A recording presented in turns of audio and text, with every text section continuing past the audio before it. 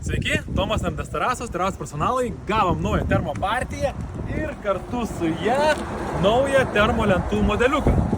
Vienas iš meistrų rekomendavo, sako, būtų gerai, jeigu sugalvotumėt tokį modelį ir obliuotumėt ovalę lentą, tam, kad kai yra daug krypčių pasikeitimų, galėtų lentą montuoti be nuolydžio ir vanduo nubėgtų. Ateikit, parodysiu, kaip tai atrodo. Va, lenta, uždėkim jai pavadinimą kalnelis. Turi va tokį ovalų obliavimą ir va, uždėjus jeigu kampainį, matot, čia nuolydis, čia nuolydis. Vadinasi, netgi jeigu ją sumontuotumėm be nuolydžio, vanduo nubėgtų į šonus. Ir šitą modelį kalnelį padarėm su įpjovom šonuose, kad galėtų montuoti su kamo klipsais arba kitais fiksatoriais ir ant metalo, ir ant aliuminio. Tai va toks patobulinimas, ką apie tai galvojat?